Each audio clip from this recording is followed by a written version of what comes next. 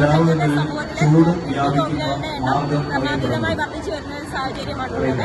അപ്പോൾ രോഗികൾക്ക് വീട്ടിലിരുന്നുകൊണ്ട് തന്നെ ചെയ്യാവുന്ന ഒരു ഡയാലിസിസ് ആണ് ഈ പെട്രോളിയം ഡയാലിസിസ് എന്ന് പറയുന്നത്.